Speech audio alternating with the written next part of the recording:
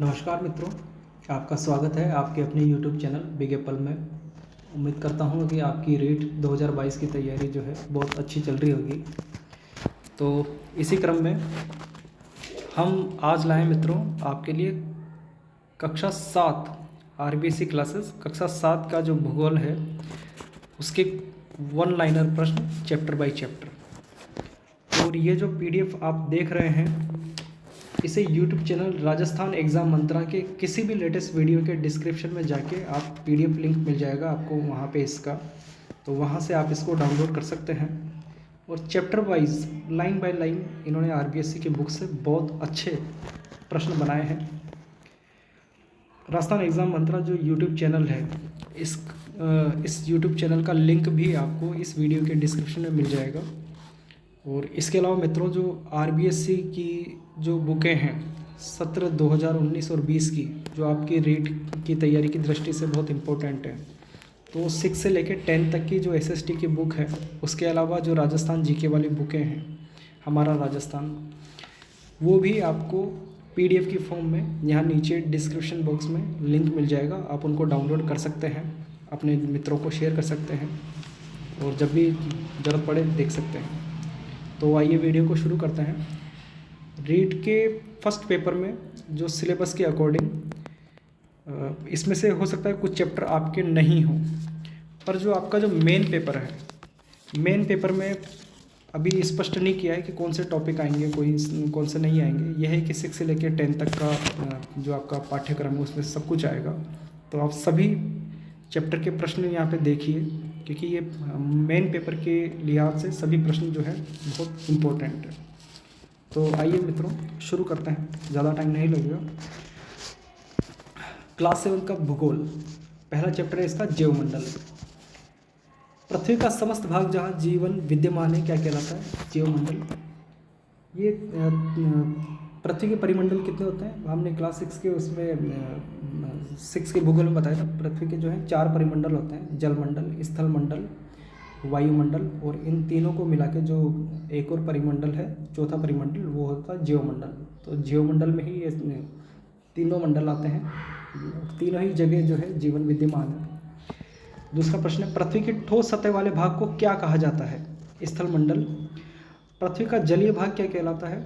जलमंडल।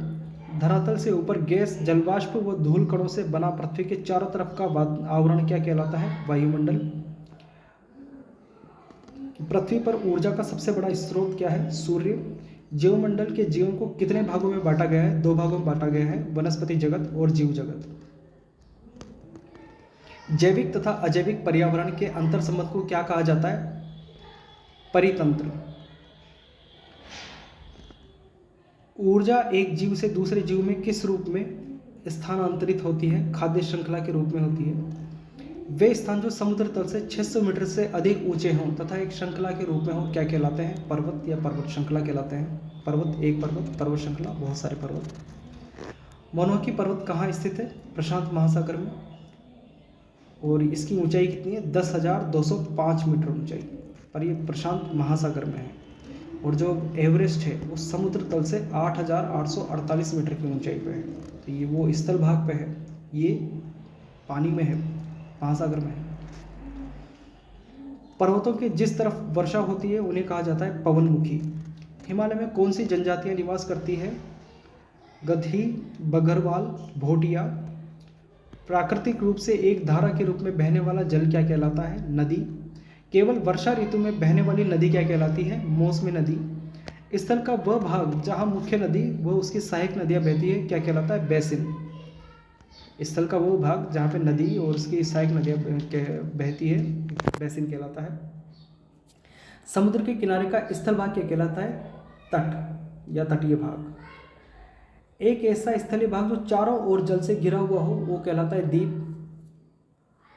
दुनिया का सबसे बड़ा नदी द्वीप कौन सा है? माजुली। ये असम में ब्रह्मपुत्र नदी पर है, ब्रह्मपुत्र नदी के बीच में है। ऐसा स्थान जो 3 ओर से पानी से घिरा हो कहलाता है प्रायद्वीप। भारत का जो दक्षिणी हिस्सा है वो 3 ओर से पानी से घिरा हुआ है, तो उसको प्रायद्वीपीय भारत बोलते हैं। अगला चैप्टर है वायुमंडल और जलवायु। किस गैस के उपयोग पौधे अपने किस गैस का उपयोग पौधे अपने भोजन के निर्माण में करते हैं? Carbon dioxide. और पौधे अपने श्वसन में कौन सी गैस लेते हैं? हो सकता है कईयों को पता हो, कईयों को नहीं पता हो। श्वसन में सभी जीव, पौधे हों, इंसान हो, जीव जंतु हों, सभी ऑक्सीजन लेते हैं। पौधे भोजन में कार्बन डाइऑक्साइड लेते हैं, लेकिन श्वसन में सभी ऑक्सीजन लेते हैं। किस गैस की मात्रा में वृद्धि होने से पृथ्वी पर तापमान तेजी से बढ़ रहा है? Carbon dioxide. ये कार्बन डाइऑक्साइड गैस की वजह से जो सूर्य का प्रकाश या सूर्य की किरणें जो ज़मीन पे आती है तो फिर वो वापस परावर्तित नहीं हो पाती, लौट के नहीं जा पाती, तो उसकी वजह से गर्मी यहीं पे रह जाती है और पृथ्वी का तापमान बढ़ता है, जिसे हम ग्लोबल वार्मिंग के नाम से जानते हैं।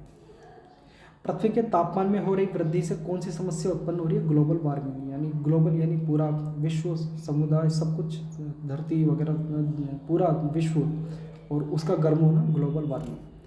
वायुमंडल में विद्यमान गैसीय जल क्या कहलाता है? वायुमंडल में विद्यमान गैसीय जल क्या कहलाता है? जलवाष्प। क्षोभ मंडल में पाई जाने वाले जलवाष्प अन्य किस नाम से जानी जाती है? आर्द्रता। धूल कणों पर ऐसा क्या होता है कि हमें आकाश नीला दिखाई देता है? ये धूल कण जो है प्रकाश का प्रकीर्णन करते हैं, प्रकाश को फैलाते हैं। प्रकाश, जो सफ़ेद प्रकाश होता है वो 7 कलर के रंगों से बना हुआ होता है, तो वो उसको अलग अलग प्रकीर्णन कर देते हैं। धूल कणों की कौन सी क्रिया के कारण हमें सूर्योदय और सूर्यास्त के समय लालिमा दिखाई देती है? यह संघनन। तापमान के आधार पर वायुमंडल को कितने भागों में विभाजित किया गया है? तापमान के आधार पर वायुमंडल को कितने भाग में विभाजित किया गया है? 5 भागों में विभाजित किया गया है। क्षोभ मंडल, समताप मंडल, फिर मध्य मंडल, आयन मंडल, फिर बहिर्मंडल। ये अलग अलग ऊंचाई पर, अलग अलग किलोमीटर की ऊंचाई पे अलग अलग मंडल हैं, ये भी आगे पढ़ेंगे हम। क्षोभ मंडल की औसत ऊंचाई जो है 13 किलोमीटर होती है, न्यूनतम 8 तक है, और 8 से लेकर 18 तक क्षोभ मंडल माना जाता है। क्षोभ मंडल की जो ऊपरी सीमा है, मतलब क्षोभ मंडल के अंतर्गत ही आती है, क्षोभ मंडल की ऊपरी सीमा क्षोभ सीमा या शांत मंडल के नाम से जानी जाती है। वातावरणीय जितनी भी घटनाएं होती है, बादल बनना, वर्षा, तूफान आदि, ये सब कहाँ होते हैं? चक्रवात वगैरह, ये सब क्षोभ मंडल में होते हैं। फिर इसके बाद आता है समताप मंडल। इसकी ऊंचाई वायुमंडल में 50 किलोमीटर तक होती है। ओजोन गैस किस मंडल में पाई जाती है? इस मंडल में पाई जाती है, समताप मंडल। ये वायुयान किस परत में उड़ते हैं? समताप मंडल में उड़ते हैं। ओजोन परत किसका अवशोषण कर लेती है? पराबैंगनी किरणों का अवशोषण कर लेती है। सूर्य से जो पराबैंगनी अल्ट्रावायलेट किरणें जो आती है उनका ये अवशोषण कर लेती है, और हमारे जो कूलिंग डिवाइस जो होते हैं, फ्रिज है, एसी है, इनसे फ्रीऑन गैस निकलती है, क्लोरोफ्लोरोकार्बन, तो वो ओजोन गैस को खा जाती है, ओजोन गैस का क्षय करती है, ओजोन गैस का नाश करती है। उस गैस की वजह से हमारा जो वायुमंडल है उसमें कई जगह पे ओजोन परत में छेद हो गए हैं, ओजोन परत में छिद्र हो गए, छेद हो गए, तो उसकी वजह से पराबैंगनी किरणें सीधे धरती तक पहुंचने लगी है। और ये पराबैंगनी किरणों की वजह से जो हमें स्किन कैंसर और भी कई तरह की बीमारियां हैं जो होती है। अंतरिक्ष से आने वाले उल्कापिंड किस परत में नष्ट हो जाते हैं? मध्य मंडल में। समताप मंडल के बाद है मध्य मंडल। मध्य मंडल किस ऊंचाई पर पाया जाता है? 80 किलोमीटर तक। पृथ्वी से प्रसारित होने वाली रेडियो संचार तरंगें कहाँ से परावर्तित होकर वापस पृथ्वी पर लौटती हैं? धरती की तरफ से रेडियो सिग्नल भेजे जाते हैं एक स्थान से, और ये वापस आयन मंडल से परावर्तित होकर धरती के दूसरे जो है हिस्से पर आ जाते हैं। तो इसी तरह हमारी जो डिश टीवी है, मोबाइल है, सैटेलाइट, ये जो सैटेलाइट फ़ोन वगैरह हैं, ये इस तरह से ही काम करते हैं। सैटेलाइट फ़ोन तो जो होता है उपग्रह से उनको यहाँ से सिग्नल भेजे जाते हैं, वो सीधे उपग्रह से जो कृत्रिम उपग्रह होते हैं वहाँ से परावर्तित होकर वापस सिग्नल भेजते हैं। ये जो भी जितने भी तरह के सिग्नल हैं वो पृथ्वी पे ही भेजे जाते हैं, पर पृथ्वी से पृथ्वी पे डायरेक्ट नहीं भेजे जाते हैं, बीच में बहुत सारे इंटरप्शन है, नदी है, पहाड़ है, बिल्डिंगें हैं, तो ये एक ऊंचाई पे भेजे जाते हैं और वो त्रिभुज टाइप का बना के, तिकोना बना के वापस धरती पे दूसरे डिवाइस पे हमको प्राप्त हो जाते हैं। तो ये कहाँ से वापस लौटते हैं, कहाँ से परावर्तित होकर वापस लौटते हैं? आयन मंडल से। आयन मंडल का क्षेत्र कौन सा है? 80 से 400। वायुमंडल की सबसे ऊपरी परत कौन सी है? बहिर्मंडल। तो ये 400 के बाद जो है, तो आपका क्षोभमंडल जो है वो आता है 18 किलोमीटर तक, फिर समताप मंडल 50 किलोमीटर तक, फिर आपका मध्यम मंडल जो है 80 किलोमीटर तक, फिर आपका 400 तक है अयन मंडल, फिर उसके बाद बहिर्मंडल। ठीक है, तो आप इसको ऐसे याद रख सकते हैं 18 50 80, 18 50 80, 18 50 80, 18 50 80 400। ठीक है, फिर उसके बाद बहिर्मंडल। बहिर्मंडल में कौन सी गैसें अधिक पाई जाती है? Hydrogen, helium. किसी स्थान की अल्पकालीन पर्यावरणीय दशाएं क्या कहलाती है? मौसम कहलाती है। किसी स्थान विशेष की मौसमी दशाओं के दीर्घकालीन औसत को क्या कहा जाता है? जलवायु। कौन सा मौसम, कौन सी मौसम जो है वहाँ पे दीर्घकाल तक रह रही है, तो वो उस जगह की जलवायु कहलाएगी। यहाँ की जलवायु गर्म है, यहाँ की जलवायु ठंडी है ना, लंबे टाइम तक किस तरह का मौसम वहाँ रह रहा है। आगे है, वायुमंडल के मुख्य तत्व कौन से हैं? तापमान, वर्षा, वायुदाब, आर्द्रता, पवने। भूमध्य रेखा से ध्रुवों की तरफ जाने पर तापमान में क्या परिवर्तन होगा? कमी आएगी तापमान में, भूमध्य रेखा से ध्रुवों की तरफ जाएंगे तो, क्योंकि सूर्य की किरणें जो है भूमध्य रेखा पे डायरेक्ट पड़ती है, तो यहाँ गर्मी ज़्यादा रहेगी। ऊंचाई के साथ साथ तापमान में क्या परिवर्तन होता है? कमी आती है। पृथ्वी सूर्य से किस रूप में ऊर्जा प्राप्त करती है? लघु तरंगों के रूप में। रात्रि में पृथ्वी से प्रकाश का किस रूप में परावर्तन होता है? दीर्घ तरंगीय विकिरण के रूप में। तापमान के मापने की इकाई क्या है? फ़ारेनहाइट या सेंटीग्रेड। तापमान मापने का यंत्र क्या कहलाता है? तापमापी या थर्मामीटर। धरातल से क्षोभमंडल में जाने पर तापमान में क्या परिवर्तन आता है? तो 165 मीटर की ऊंचाई पे 1 डिग्री सेल्सियस तापमान में कमी हो जाती है। तो आप जान सकते हैं कि एवरेस्ट की ऊंचाई कितनी है? 8,848 मीटर ऊंचाई है उसकी। धरातल पर 1 वर्ग सेंटीमीटर पर कितना वायुदाब पड़ता है? लगभग 1 किग्रा। धरातल पर 1 वर्ग सेंटीमीटर, अगर धरातल पर कोई जगह है 1 वर्ग सेंटीमीटर माने, उस पर कितना वायुदाब पड़ेगा? वायु में जो दाब होता है कितना पड़ता है? 1 kg के बराबर। सर्वाधिक वायुदाब कहाँ पाया जाता है? समुद्र तल पर। वायुमंडल में ऊपर जाने पर वायुदाब होता है कम। सर्वाधिक वायुदाब कहाँ पाया जाता है? समुद्र तल पर। क्यों पाया जाता है? समुद्र है तो उसके ऊपर वाले क्षेत्र में जो है जलवाष्प भी ज़्यादा होगी वायु में, तो वो जलवाष्प वाली जो वायु है उसका दाब अधिक होगा। वायुमंडल में ऊपर जाने पर वायुदाब कम होता है। वायुदाब को मापने की इकाई क्या होती है? मिलीबार होती है। वायुदाब मापने का यंत्र क्या कहलाता है? बैरोमीटर या वायुदाब मापी कहलाती है। वायु की दिशा बताने वाला यंत्र क्या कहलाता है? वायु दिक्सूचक या एनीमोमीटर। पर्वतों से आने वाली पवनें क्या कहलाती है? पर्वतीय समीर। घाटी से आने वाली पवनें घाटी समीर कहलाती है। उच्च वायुदाब से निम्न वायुदाब की ओर बहने वाली वायु क्या कहलाती है? पवन। उच्च वायुदाब से निम्न वायुदाब के जो भी तूफान, चक्रवात जो भी ये होते हैं, ये उच्च वायुदाब से निम्न वायुदाब की ओर ही बहते हैं। क्योंकि निम्न वायुदाब हो गया, खाली जगह हुई, तो उस जगह से दूसरी जहाँ पे उच्च वायुदाब है वहाँ से आएंगी। तो पवन उच्च वायुदाब से निम्न वायुदाब की ओर बहने वाली पवन। पवनें कितने प्रकार की होती है? 3 प्रकार की होती है, स्थायी, सामयिक या मौसमी तथा स्थानीय। वर्ष भर लगभग एक ही दिशा में बहने वाली पवनें क्या कहलाती है? स्थायी पवनें कहलाती है। स्थायी पवनें कितने प्रकार की होती है? वर्ष भर एक ही दिशा में बहने वाली पवनें क्या कहलाती है? स्थायी पवनें। स्थायी पवनें कितने प्रकार की होती है? 3 प्रकार की, व्यापारिक, पछुआ, ध्रुवीय। वे पवनें जो ऋतु अथवा मौसम के अनुसार अपनी दिशा परिवर्तित करती है क्या कहलाती है? मौसमी पवनें कहलाती है। मौसमी या सामयिक पवनें कहलाती है। किसी छोटे क्षेत्र में वर्ष या दिन के समय में चलने वाली पवनें क्या कहलाती हैं? स्थानीय पवनें कहलाती हैं। रॉकी पर्वत के क्षेत्र में चलने वाली स्थानीय पवन किस नाम से जानी जाती है? चिनूक के नाम से जानी जाती है। यूरोप में चलने वाली स्थानीय पवन किस नाम से जानी जाती है? ये फोहन या मिस्ट्रल नाम से जानी जाती है। वायुमंडल में उपस्थित भाप रूपी जल क्या कहलाता है? आर्द्रता कहलाता है। वर्षा कितने प्रकार की होती है? 3 प्रकार की होती है, संवहनीय होती है, पर्वतीय होती है, चक्रवाती होती है। विश्व में औसत वार्षिक वर्षा कितनी होती है? 117 सेंटीमीटर होती है विश्व में। विश्व में सर्वाधिक वर्षा वाला क्षेत्र कौन सा है? विषुवरेखीय क्षेत्र, विषुवत रेखा जहाँ से गुजर रही है तो विषुवरेखीय क्षेत्र है। ये औसत 200 सेंटीमीटर से अधिक यहाँ पे वर्षा होती है। समुद्रों के तटीय क्षेत्रों में जलवायु कैसी रहती है? सम रहती है, समान जलवायु।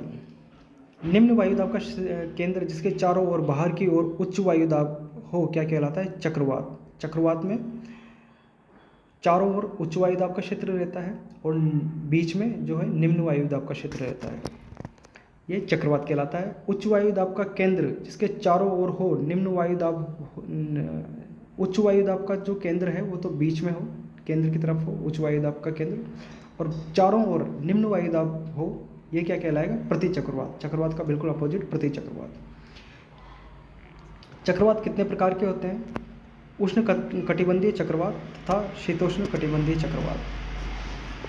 प्रति चक्रवातों की उत्तरी गोलार्ध में दिशा कौन सी होती है? घड़ी की सुई की दिशा में। कोई भी एक आप याद रख लीजिए कि चक्रवातों की दिशा जो है उत्तरी गोलार्ध में कैसी होती है? घड़ी की सुई की विपरीत। तो इस एक बात को ध्यान रखने से आप चार प्रश्न सोल्व कर पाएंगे कि उत्तरी गोलार्ध में चक्रवातों की दिशा जो होती है घड़ी की सुई के विपरीत होती है, तो उत्तरी गोलार्ध में प्रति चक्रवात की जो दिशा होगी वो घड़ी की सुई की दिशा में होगी। दक्षिणी गोलार्ध में आप चले जाओ तो वहाँ पे चक्रवात की जो दिशा है वो दक्षिणी गोलार्ध में घड़ी की सुई की दिशा में होगी। दक्षिणी गोलार्ध में प्रति चक्रवात की जो दिशा है वो घड़ी की सुई की विपरीत दिशा में। एक बात याद रखनी है, चार बातें उससे आपकी हो जाएंगी। उष्ण कटिबंधीय चक्रवातों को अमेरिका में किस नाम से जाना जाता है? हरिकेन के नाम से जाना जाता है। उष्ण कटिबंधीय चक्रवातों को कैरेबियन सागर व मैक्सिको में किस नाम से जाना जाता है? टॉर्नेडो।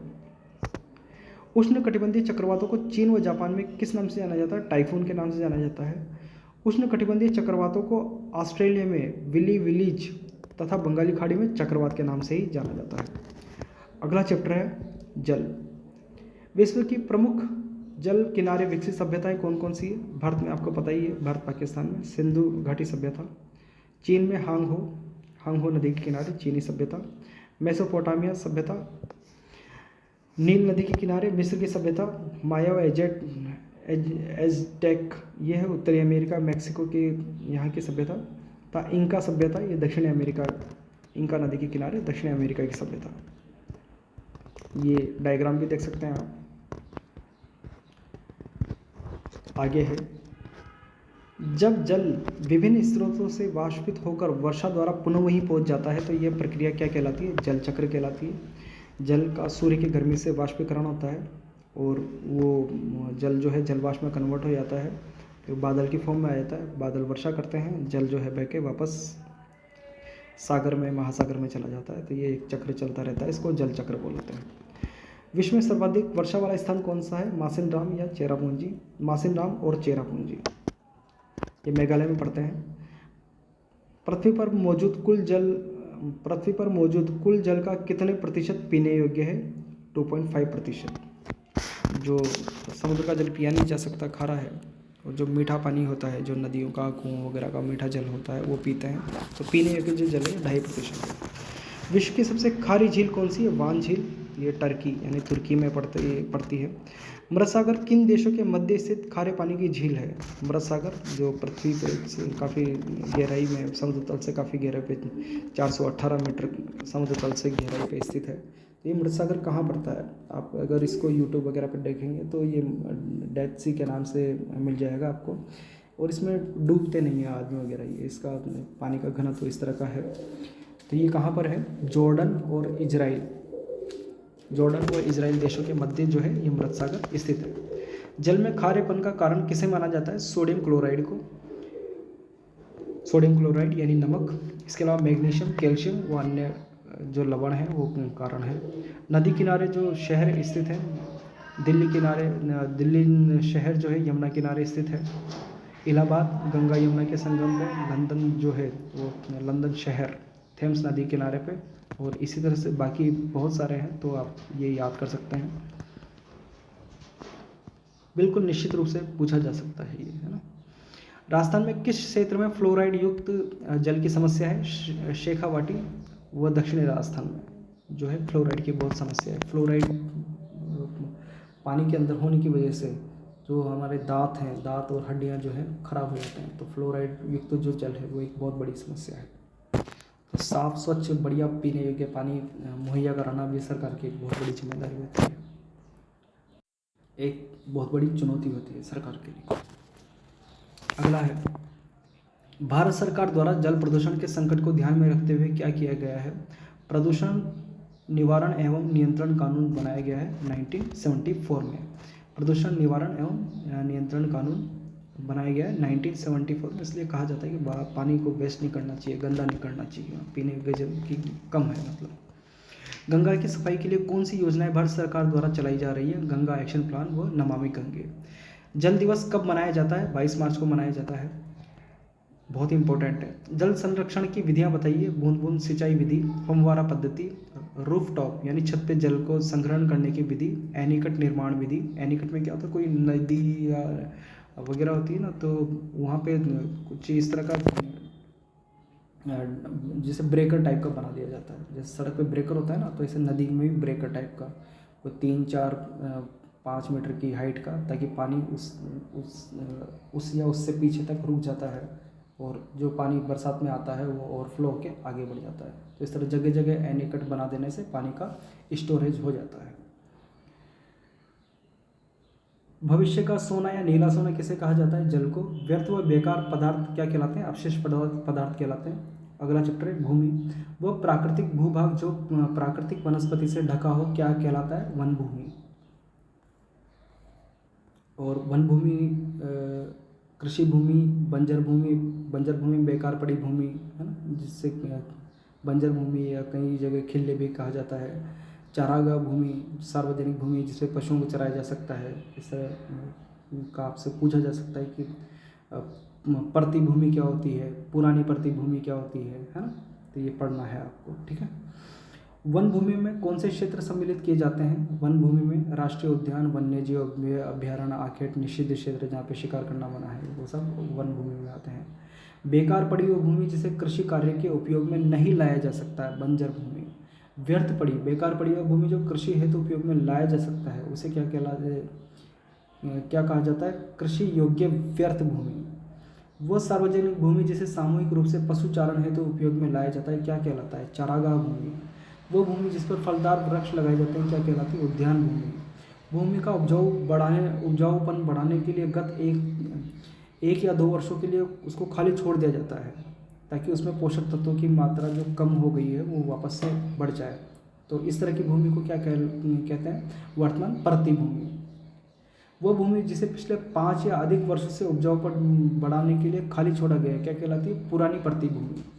विश्व के कितने प्रतिशत लोगों के भोजन का आधार कृषि को माना गया है। 97% लोगों के जो भोजन का आधार है कृषि को माना गया है। किसान अपने परिवार के पालन पोषण के लिए जो कृषि करता है उसे क्या कहते हैं, निर्वाह कृषि। किसान द्वारा फसल को केवल बेचने के उद्देश्य से कृषि क्या कहलाती है, व्यापारिक कृषि या वाणिज्यिक कृषि। स्वामित्व के आधार पर भूमि को कितने भागों में बांटा जा सकता है, 2 भागों में, निजी स्वामित्व व सार्वजनिक स्वामित्व। भारत की कुल भूमि का कितने प्रतिशत कृषि क्षेत्र में उपयोग होता है, 60%। भारत की कुल भूमि का कितने प्रतिशत चारागाह में उपयोग होता है, 4%। भारत के कुल भूमि का कितने प्रतिशत वन क्षेत्र में के रूप में है, 23%। कृषि भूमि का कुल कितने प्रतिशत विश्व के कुल स्थल भाग का है, यानी विश्व के कुल स्थल भाग का कितने प्रतिशत भाग पे भूमि होती है, वो कृषि होती है या कृषि भूमि के रूप में है, 11%। उपजाऊ भूमि की गुणवत्ता, उपयोगिता व उत्पादकता में कमी आना क्या कहलाता है, भूमि का निम्नीकरण या भूमि का अवनयन हो जाना भूमि का। बांध बनाकर तटीय भूमि को डूबने से बचाने की तकनीक क्या कहलाती है, पोल्डर। कोई जगह है वो डूब सकती है, समुद्र का पानी आ रहा है या कोई पानी किसी तरह का सागर का पानी वहाँ आके उस तटीय भूमि को डुबा सकता है, तो उसके लिए वहाँ पे दीवार टाइप का बना दिया जाता है जिसे पोल्डर बोला जाता है। केंद्रीय शुष्क क्षेत्र अनुसंधान केंद्र काजरी कहाँ पर स्थित है, जोधपुर राजस्थान में। अगला चैप्टर है वन और वन्यजीव, बहुत इंपॉर्टेंट है। किसी भौगोलिक प्रदेश में वृक्ष, लताएं, पौधे, झाड़ियाँ, घास, काई आदि का सम्मिलित रूप क्या कहलाता है, वनस्पति। उष्ण कटिबंधीय सदाबहार वन कहाँ पाए जाते हैं? भूमध्य रेखा के 10 डिग्री उत्तर में और दक्षिण में 10 डिग्री तक। तो ये कहलाएंगे उष्ण कटिबंधीय सदाबहार वन। विश्व में सर्वाधिक जैव विविधता वाले वन कौन से? सदाबहार वन। सबसे ज़्यादा जैव विविधता, अलग अलग तरह के जीव मिलते हैं, ठीक है। तो बरसात भी खूब होती है, पौधे भी खूब उगते हैं, बहुत अच्छा वातावरण रहता है। पौधों को बढ़ने के लिए क्या चाहिए? धूप। धूप भी यहाँ बहुत अच्छी पड़ती है। पौधों के लिए क्या चाहिए? बरसात, पानी चाहिए उनको। तो वो भी यहाँ पे सबसे ज़्यादा भूमध्य जो रेखीय क्षेत्र है वहीं पे बरसात होती है। उष्णकटिबंधीय सदाबहार वनों में किस प्रकार के पेड़ पाए जाते हैं? कठोर लकड़ी वाले, रोजवुड, आपनूस, महोगनी। सेल्वा वन किस क्षेत्र में पाए जाते हैं? ब्राज़ील के क्षेत्र में। पृथ्वी के फेफड़े किन्हें कहा जाता है? ब्राज़ील में अमेजन के जंगल, जिन्हें स्थानीय भाषा में सेल्वास कहा जाता है। ब्राज़ील जो कि दक्षिणी अमेरिका में पड़ता है और यहीं पे है अमेजन नदी, विश्व की दूसरी सबसे बड़ी नदी, जिसका अक्वा क्षेत्र दुनिया में सबसे बड़ा है। विश्व का सबसे बड़ा सांप एनाकोंडा कहाँ पाया जाता है? दक्षिणी अमेरिका में अमेजन के जंगलों में। पतझड़ वनों में कौन से वृक्ष पाए जाते हैं? नीम, शीशम, महुआ, जामुन, साल, सागवान आदि। और भी काफ़ी तरह के जो है वृक्ष पाए जाते हैं। शीतोष्ण कटिबंधीय सदाबहार वनों में किस प्रकार के वृक्ष पाए जाते हैं? कठोर और मुलायम दोनों प्रकार के। शीतोष्ण वाले में यहाँ पे वातावरण अच्छा रहता है, थोड़ा शीत थोड़ा उष्ण, तो यहाँ कठोर और मुलायम दोनों प्रकार की लकड़ी वाले पाए जाते हैं। बांस, यूकेलिप्टस, चीड़ आदि हैं। विश्व का फलोद्यान किसे कहा जाता है? भूमध्य सागरीय वनों को। कागज़ की लुगदी बनाने के लिए किस प्रकार के वनों की लकड़ी प्रयोग में ली जाती है? शंकु अथवा कोणधारी वन। कोणधारी वनों के प्रमुख वृक्ष कौन से हैं? Larch, spruce, pine, birch. विश्व के सबसे बड़े घास के मैदान कौन से हैं? सवाना घास के मैदान अफ्रीका में है। ब्राज़ील के उष्णकटिबंधीय घास के मैदान किस नाम से जाने जाते हैं? कंपोज। वेनेजुएला, ये भी दक्षिणी अमेरिका में पड़ता है, में उष्णकटिबंधीय घास के मैदान किस नाम से जाने जाते हैं? लानोस। यूरोप में शीतोष्ण घास के मैदान किस नाम से जाने जाते हैं? स्टेपी। उत्तरी अमेरिका में शीतोष्ण घास के मैदान किस, ये आप जैसे उत्तरी अमेरिका में शीतोष्ण घास के मैदान ही क्यों पाए जाएंगे, यूरोप में शीतोष्ण घास के मैदान ही क्यों है, ये समझिए। क्योंकि जो उत्तरी अमेरिका है स्थित ही शीतोष्ण कटिबंध में है ना। वेनेजुएला जो दक्षिण अमेरिका में है ये स्थिति आपका जो है उष्ण कटिबंध में है, ठीक है। तो उत्तरी अमेरिका में शीतोष्ण घास के मैदान किस नाम से जाने जाते हैं? प्रेयरी के नाम से। अर्जेंटीना में शीतोष्ण घास के मैदान किस नाम से जाने जाते हैं? पंपास या कंपास। दक्षिण अफ्रीका में शीतोष्ण घास के मैदान, दक्षिण अफ्रीका में तीनों रेखाएं गुजर रही है, कर्क रेखा, विषुवत रेखा, मकर रेखा। कर्क रेखा से ऊपर वाला क्षेत्र और इधर भी मकर रेखा से नीचे वाला क्षेत्र जो है शीतोष्ण कटिबंध में आ जाता है ना। तो यहाँ पे शीतोष्ण घास के मैदान किस नाम से जाने जाते हैं? वेल्ड के नाम से। आप स्थिति में देखना, जब ये चैप्टर में आपको इसका डायग्राम दिया हुआ है, ये वेल्ड कहाँ पर है, स्टेपी कहाँ पर है, प्रेयरी कहाँ पर है, डाउन्स कहाँ पर है, तो इनको जो कटिबंध हैं उनसे रिलेट करना, ठीक है। दक्षिण अफ्रीका में शीतोष्ण घास के मैदान किस नाम से जाने जाते हैं? वेल्ड के नाम से जाने जाते हैं। ऑस्ट्रेलिया में शीतोष्ण घास के मैदान किस नाम से जाने जाते हैं? डाउन्स के नाम से जाने जाते हैं। ऑस्ट्रेलिया है ही शीतोष्ण कटिबंध में, तो उसी प्रकार के घास के मैदान पाए जाएंगे वहाँ पर। कौन सी वनस्पति के पौधों की पत्तियाँ छोटी, जड़ें लंबी, वृक्ष कटीले व जड़ें गहरी होती है? मरुस्थलीय वनस्पति। मरुस्थलीय वनस्पति का उदाहरण है बेर, केर, खेजड़ी, नागफनी, कैक्टस, बबूल आदि। ध्रुवीय क्षेत्र में किस प्रकार के जीव पाए जाते हैं? वालरस, ध्रुवीय भालू, सील। खेजड़िल्ली बलिदान कब हुआ था? 1730 में जोधपुर के खेजड़िल्ली गांव में। ये बलिदान किसने किया था, किसके नेतृत्व में हुआ था? अमृता देवी बिश्नोई। और इनके देखा देख फिर काफ़ी लोगों ने, जो खेजड़िल्ली गांव था वहाँ पे वृक्ष काटने भेजे थे वहाँ के महाराज ने, तो 363 लोगों ने अपने शीश कटा दिए थे, बाकी पेड़ों को छोड़ा नहीं उन्होंने, ठीक है। तो खेजड़िल्ली बलिदान को याद रखना है आपको। अमृता देवी बिश्नोई, जोधपुर का खेजड़िल्ली गाँव, ठीक है। पीपलांतरी गांव कहाँ पर स्थित है? राजसमंद। यहाँ पर बेटी के जन्म पे 111 वृक्ष लगाए जाते हैं। खेजड़िल्ली में ये वृक्ष मेला कब लगता है? भाद्रपद शुक्ल दशमी, पूछा जाता है। चिपको आंदोलन में किसके नेतृत्व में महिलाएं पेड़ से चिपक गई थी? गोरा देवी। ये जो खेजड़ली का आंदोलन है, इसमें भी लोग, ये जो सब लोग हैं, ये पेड़ से चिपक गए थे। और जो इसको खेजड़ली आंदोलन बोला जाता है या खेजड़ली बलिदान बोला जाता है। चिपको आंदोलन को कई बार ये इसमें समझ लेते हैं, पर आपको ध्यान रखना है, कंफ्यूज नहीं होना है। चिपको आंदोलन ये किसके नेतृत्व में हुआ था? ये गोरा देवी के नेतृत्व में होता था, और ये लेटेस्ट है, ये आपको चिपको आंदोलन के बारे में पढ़ेंगे ना, तो ये हिमाचल प्रदेश का जो क्षेत्र है, और ये 1972 में, ये देख सकते हैं आप, 1972 में उत्तराखंड के गाँव की महिलाओं ने पेड़ काटने का विरोध किया था गोरा देवी के नेतृत्व में। और इसको जो इस आंदोलन से जुड़ गए थे सुंदरलाल बहुगुणा जी, ये अभी इनकी डेथ हुई थी। और एक है अपिको आंदोलन, ये कर्नाटक में सलकानी वन क्षेत्र के पेड़ काटे जाने का विरोध किया गया था। ये 1983 का है, ठीक है। चिपको आंदोलन का प्रणेता किसे माना जाता है? सुंदरलाल बहुगुणा को, बताया है आपको भी, है ना। अपिको आंदोलन का संबंध कहाँ से? कर्नाटक के सिरसी जिले से। सितंबर 1983 में सलकानी वन क्षेत्र को बचाने के लिए ये हुआ था। विश्व की संकटग्रस्त प्रजातियों का वर्णन किस किताब में किया जाता है?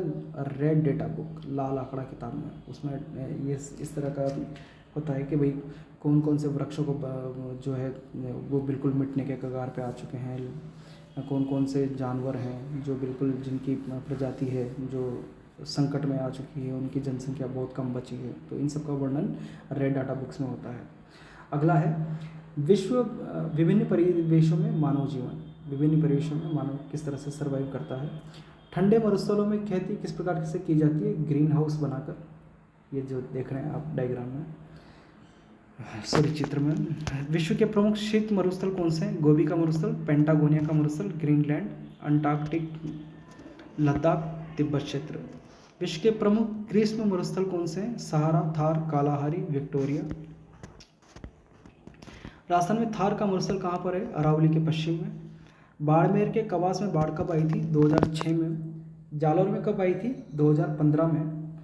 लाठी सिरिंज कहाँ पर स्थित है? जैसलमेर में। लाठी सिरिंज एक ये जो राजस्थान